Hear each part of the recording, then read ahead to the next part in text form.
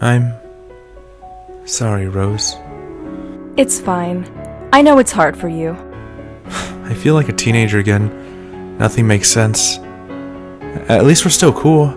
Not like my ex. But you're feeling better now? I am. I'm glad we could still be friends after that. And I met this girl in my class named Erin. What's she like? She seems happy. A little weird. And she likes spy movies. We're gonna be partners in this presentation assignment. Good.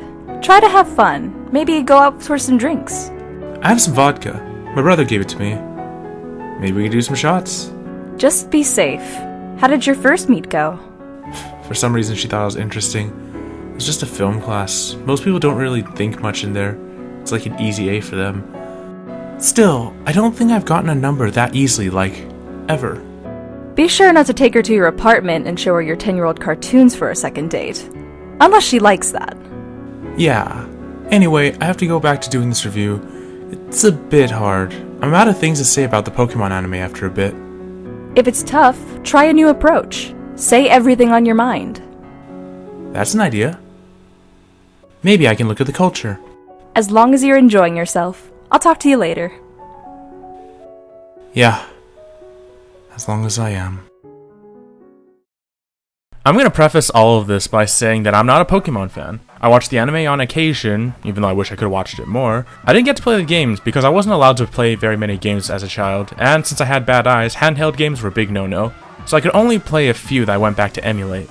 That being said, Pokemon was the coolest thing in the world when it came to the US, cooler than Neopets and Goosebumps. It's a game where you build what is essentially a cockfighting ring that you manage in your pocket. If Clifford Geertz were still alive, he would say Pokemon represents man's desire for dominance over nature and man's desire for violence in general, or something like that. Pokemon are monsters that fit in your pocket, also called pocket monsters. And you make a pilgrimage each time to battle all the leaders of the Pokemon gyms to get badges, go to the league, and be the champion. On the way, you run into some group of crazy people with terrible dressing styles, pursuing goals of variable insanity. Some want to rule the world, some want to remake the universe, some want to flood the earth, Old Testament style. It really is the most basic form of JRPG that holds a lot of charm and fun for how simple it is, and plus you can make any team you want. You're in control, and you have over 100 Pokemon each generation to choose from, although there is major balance issues. There are types that have much better Pokemon than other types, like the average Dragon Pokemon is much better than the average Bug Pokemon. And these games often have an issue of making some of your Pokemon into pack slaves to have the skills so that you can actually clear their dungeons.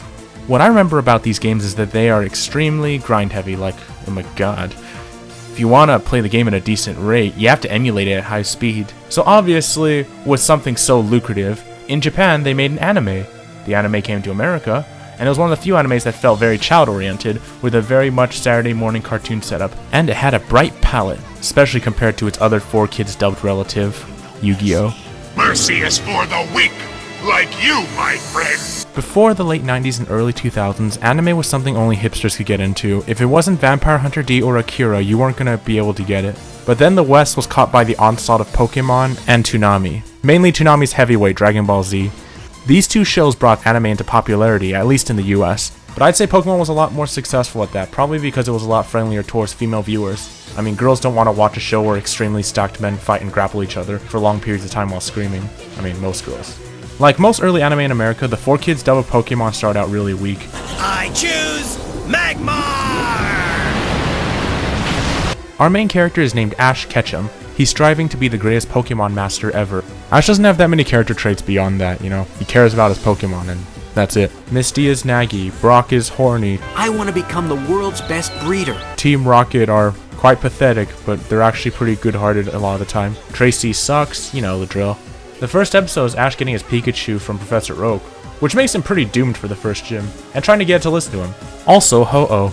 Pokemon's main appeal has always been the world it created. Ash is not a character, he's a means for the children to put themselves into this world. Character archetypes actually work to the advantage of this series because creating characters is not really needed. It's just a lens to view the world. A world of Poké-Dexter boy geniuses that identify any Pokemon. A world where most people don't have any day jobs that are not related to Pokemon. A world where every town has a Nurse Joy and Officer Jenny who all look the same, all come from the same family, all have the same voice, same personality, and no other career options. It just made myself sad. Plus, every chance they get to develop, Ash never sticks. It always seems to be his Pokemon developing around his static ass. The Pokemon tend to have more personality, but since their dialogue generally consists of them saying their own name over and over, these personalities are still limited. On his journey, Ash tends to meet a lot of people, like Misty, who he meets by stealing her bike. Good job, Ash. Misty nags. I usually identify her as the girl, or later, the girl holding the Togepi. There's also Brock, who I identify as Eastern version of Johnny Bravo, who's not an idiot. As Ash goes to various regions, his party tends to get switched out. Usually there's only one girl in the party at once. These are all characters from the games with new personalities that are usually bland. Another reason people watched this series was Team Rocket. It's composed of Jesse, James, and a talking Meowth Pokemon. They are recurring villains who are always going to lose, and eventually get so bad that I actually felt more sympathetic for them than I did for our heroes. I don't know if this is a majority opinion.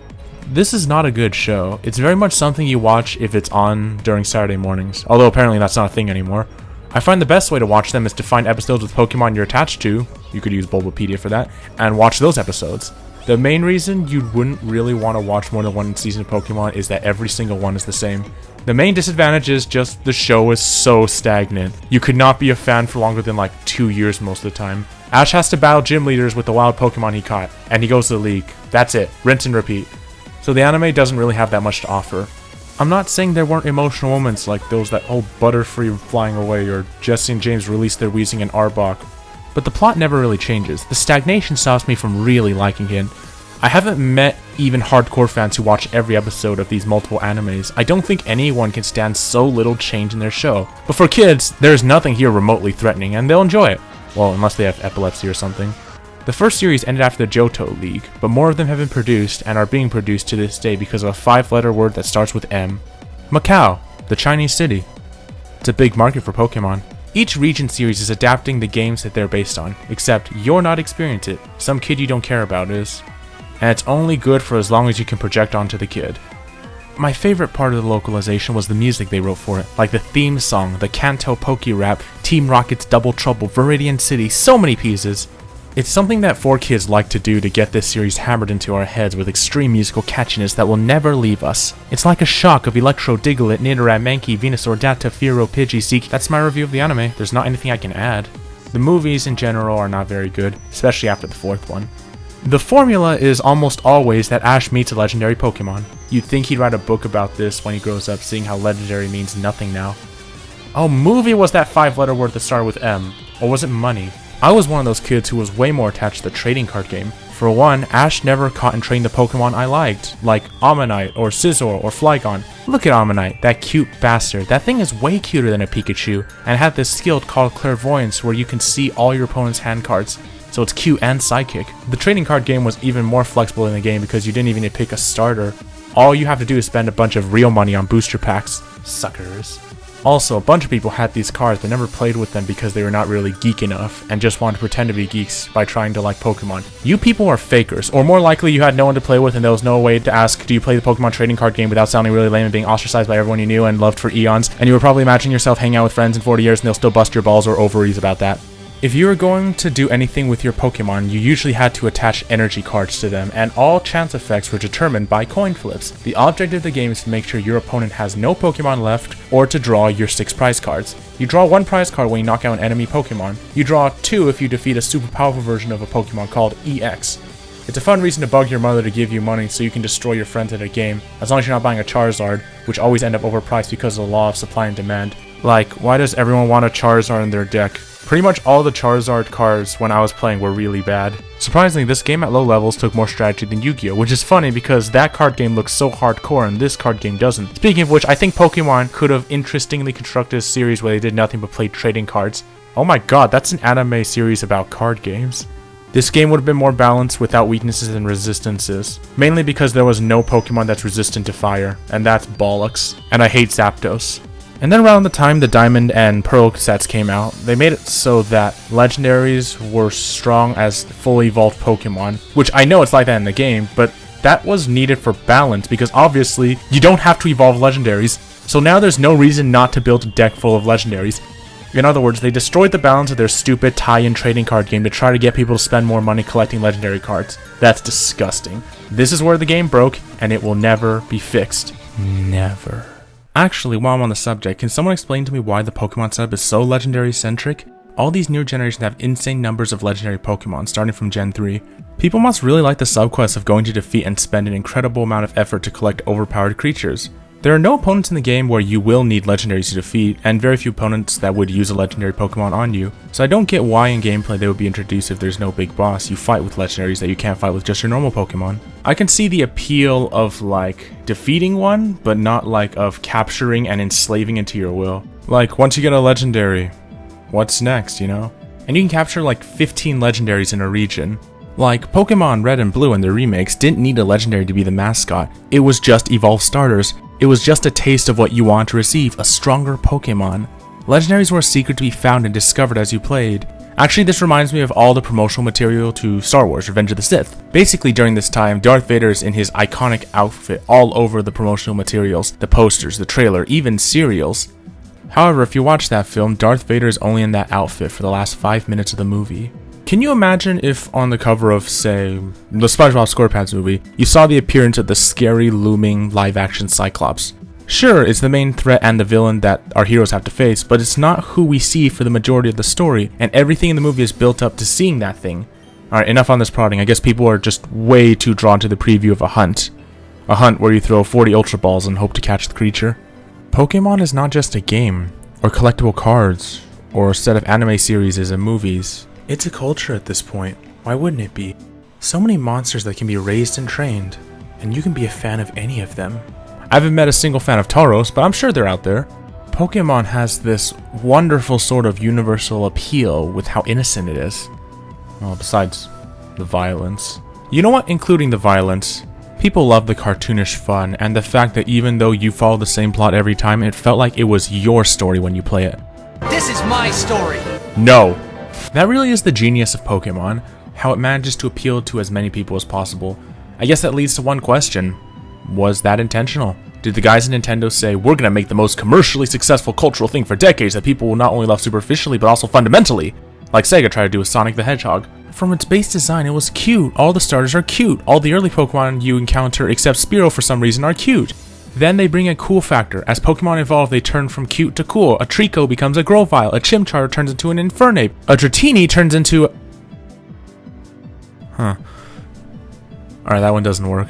So yes, I do think there was a level of master marketing to assemble Pokemon the way it was. This story is yours. This world is yours. And you can build your team and you can battle your friends. All this choice wasn't common back in '96, I'm sure. And all this choice was even less common on a handheld game. You could be anywhere and you could access your Pokemon. It's like every step was designed to sell, and everyone bought it, hook, line, and sinker. But no one's complaining. Not like the Sonic fans. I guess I can quickly talk about those Pokemon movies. Why is every film about meeting a legendary? Why can't we just have a movie where Ash defeats a devil worshipper with 6 powerful Pokemon, like, I don't know, an Aggron? Someone, anyone, help me on the subject. I don't understand how 4Kids thinks he can dub lines like this. That's disgusting! The way you talk, it's like Pokemon are just things to collect, like dolls or stamps! What kind of trainer are you? And this? Pokemon aren't meant to fight. Not like this. It's useless. What can come out of it? Nothing but pain. And have such simple plots go wrong. These movies are like so cheap and like soulless and mass produced, it's actually amazing. I'm gonna go into... Alright, I don't have time to go into this. Some other time then.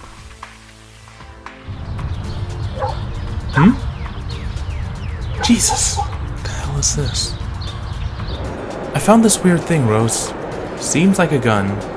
It's too heavy to be a toy. You should take a look at it. A gun? Do you know what it's made of? Or what company made it? It looks so weird. Like, it's out of a sci-fi movie. Maybe it's alien. Maybe it's from space. Bring it over once you're done. Can I get an oolong iced tea to go? Here you go. Thank you, Wayne. Also, I got you this. Oh, that's very nice of you. Oolong. I'll see you, Rose.